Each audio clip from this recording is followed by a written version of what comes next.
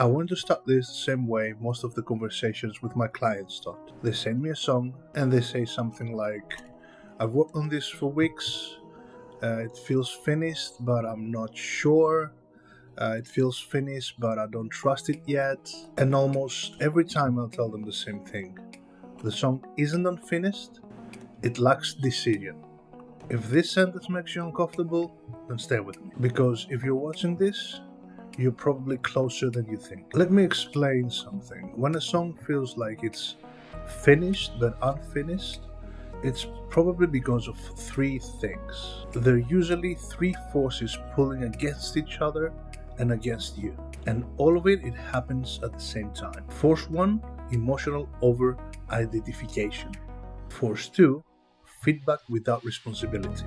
And last but not least, Force 3, fear of public commitment. Let me break this down for you. Emotional over-identification. You're not just hearing the song, you're hearing the memory of it. You remember when you wrote it, when and why, how you felt, the backstory, everything. What you were trying to survive, what you were trying to say. The problem is, the listener doesn't know all that, doesn't have the backstory, doesn't know how you got there. He has just the song. The only thing he hears is what's in the track. And when a song tries to carry all that emotion, all that backstory, it loses focus. Ask yourself this. If you had to explain the song in one sentence to a stranger, what would you say? If you cannot answer that clearly, the song is resisting completion. Force 2, feedback without responsibility. Feedback feels productive, but most feedback doesn't help you finish a song. It helps you delay. One person would say it's sad, another person would say it's hopeful, another say it lacks energy, or it needs more guitar, it needs more bass or drums or whatever. It's a personal perspective of the track, and none of them is wrong. But none of them will have to live with the release either. Next time, do this. Choose one reference listener, or none. Finishing requires authority, not consequences. Have a reference track and focus on that. Don't overcomplicate it. Force 3, fear of public commitments. I think most creatives have this problem. This is one no one likes to admit. Once the song is finished, it's no longer protected by potential. It can be misunderstood, it can be compared, and it will be judged. And keeping it unfinished sometimes feels safe, like I need to tweak it a little more, I need to remove stuff all the time. You know that. You've done that. I've done that. But it also keeps it silent. It keeps it in your drawer, collecting dust. One thing I've learned along the way is that the world needs your song, needs your stories. You have something to tell? Go for it. Why more work makes it worse? This is the part most people go wrong. When something feels off, they assume they need more EQ, more guitars, more drums, more synth, more layers, more automation, more. But clarity doesn't come from addition, it comes from commitment. Remember one song you like. And like most songs, strong songs, good songs, they don't say everything at once. They say one thing, one emotion, one story. They say one thing clearly, and let the listener do the rest.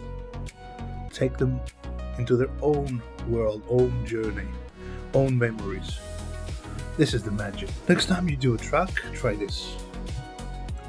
Mute one major element of your track. Listen again. If the emotion becomes clearer, you just learned something important.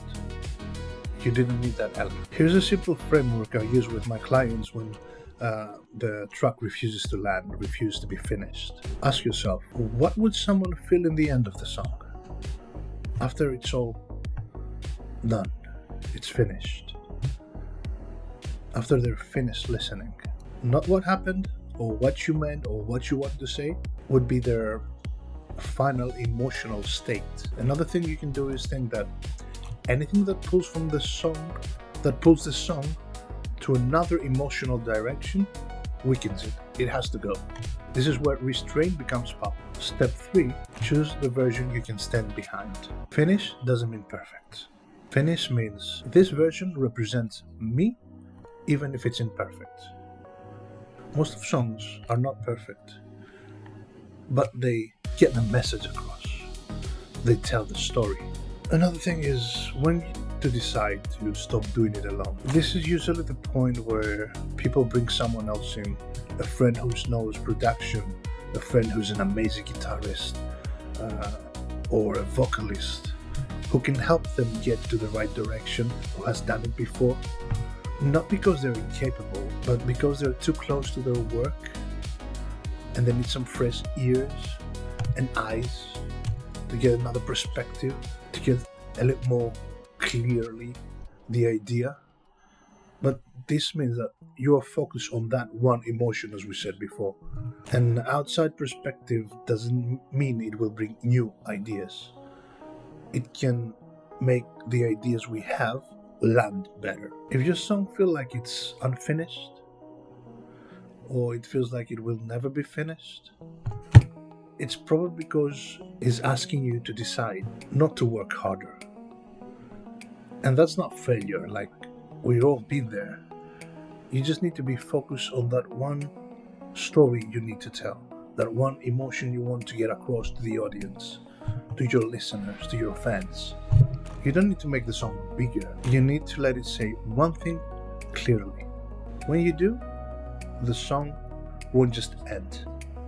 It will land. If you have any questions that I can help you with, leave them in the comments below and see you in the next one.